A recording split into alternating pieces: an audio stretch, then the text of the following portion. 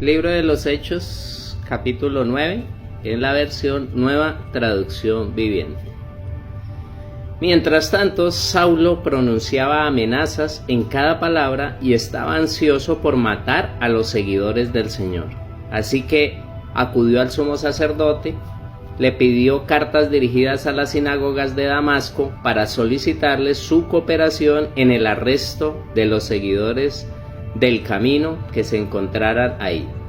Su intención era llevarlos, a hombres y mujeres por igual, de regreso a Jerusalén encadenados. Al acercarse a Damasco para cumplir esa misión, una luz del cielo de repente brilló alrededor de él. Saulo cayó al suelo y oyó una voz que le decía: «Saulo, Saulo, ¿por qué me persigues?» «¿Quién eres, Señor?», preguntó Saulo. «Yo soy Jesús, a quien tú persigues», contestó la voz. «Ahora levántate, entra en la ciudad y se te dirá lo que debes hacer». Los hombres que estaban con Saulo se quedaron mudos porque oían el sonido de una voz, pero no veían a nadie. Saulo se levantó del suelo, pero cuando abrió los ojos estaba ciego. Entonces sus acompañantes lo llevaron de la mano hasta Damasco. Permaneció allí ciego durante 3 días sin comer ni beber. Ahora bien, había un creyente en Damasco llamado Ananías. El Señor le habló en una visión. Lo llamó: «Ananías». «Sí, Señor», respondió. El Señor le dijo: «Ve a la calle llamada derecha, a la casa de Judas. Cuando llegues, preguntas por un hombre de Tarso que se llama Saulo. En este momento él está orando. Le he mostrado en visión a un hombre llamado Ananías que entra y pone las manos sobre él para que recobre la vista». «Pero Señor», exclamó Ananías, «he oído a mucha gente hablar de las cosas terribles que ese hombre le ha hecho a los creyentes de Jerusalén. Además, tiene la autorización de los sacerdotes principales para arrestar a todos los que invocan tu nombre».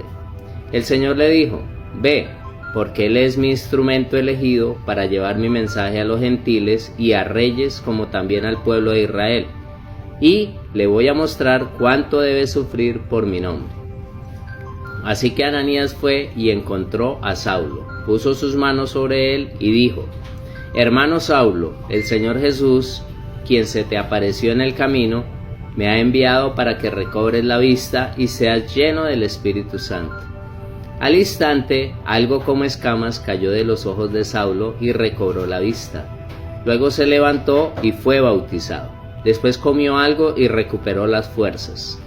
Saulo se quedó unos días con los creyentes en Damasco y enseguida comenzó a predicar acerca de Jesús en las sinagogas diciendo: «Él es verdaderamente el Hijo de Dios».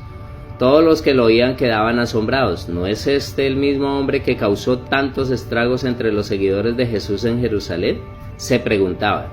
¿Y no llegó aquí para arrestarlos y llevarlos encadenados ante los sacerdotes principales? La predicación de Saulo se hacía cada vez más poderosa y los judíos de Damasco no podían refutar las pruebas de que Jesús de verdad era el Mesías. Poco tiempo después unos judíos conspiraron para matarlo. Día y noche vigilaban la puerta de la ciudad para poder asesinarlo. Pero a Saulo se le informó acerca del complot. De modo que durante la noche algunos de los creyentes lo bajaron en un canasto grande por una abertura que había en la muralla de la ciudad. Cuando Saulo llegó a Jerusalén, trató de reunirse con los creyentes, pero todos le tenían miedo. No creían que de verdad se había convertido en un creyente. Entonces Bernabé se lo llevó a los apóstoles y les contó cómo Saulo había visto al Señor en el camino a Damasco y cómo el Señor le había hablado a Saulo. También les dijo que en Damasco Saulo había predicado con valentía en el nombre de Jesús. Así que Saulo se quedó con los apóstoles y los acompañó por toda Jerusalén, predicando con valor en el nombre del Señor. Debatió con algunos judíos que hablaban griego, pero ellos trataron de matarlo. Cuando los creyentes se enteraron, lo llevaron a Cesarea y lo enviaron a Tarso, su ciudad natal. La iglesia entonces tuvo paz por toda Judea, Galilea y Samaria. Se fortalecía y los creyentes vivían en el temor del Señor, y con la ayuda del Espíritu Santo también creció en número. Mientras tanto, Pedro viajaba de un lugar a otro y descendió a visitar a los creyentes de la ciudad de Lida. Allí conoció a un hombre llamado Eneas, quien estaba paralizado y postrado en cama hacía 8 años. Pedro le dijo: Eneas, Jesucristo te sana, levántate y enrolla tu camilla. Al instante fue sanado. Entonces todos los habitantes de Lida y Sarón vieron a Eneas caminando y se convirtieron al Señor.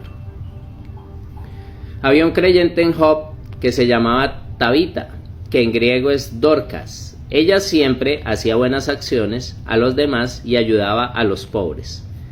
En esos días se enfermó y murió. Lavaron el cuerpo para el entierro y lo pusieron en un cuarto de la planta alta. Pero los creyentes habían oído que Pedro estaba cerca en Lida. Entonces mandaron a 2 hombres a suplicarle: por favor, ven tan pronto como puedas. Así que Pedro regresó con ellos y tan pronto como llegó lo llevaron al cuarto de la planta alta. El cuarto estaba lleno de viudas que lloraban y le mostraban a Pedro las túnicas y demás ropas de Dorcas que Dorcas les había hecho. Pero Pedro les pidió a todos que salieran del cuarto. Luego se arrodilló y lloró. Volviéndose hacia el cuerpo dijo: Tabita, levántate. Y ella abrió los ojos. Cuando vio a Pedro se sentó, él le dio la mano y la ayudó a levantarse. Después llamó a las viudas y a todos los creyentes y la presentó viva. Las noticias corrieron por toda la ciudad y muchos creyeron en el Señor. Y Pedro se quedó mucho tiempo en Job, viviendo con Simón, un curtidor de pieles. Amén.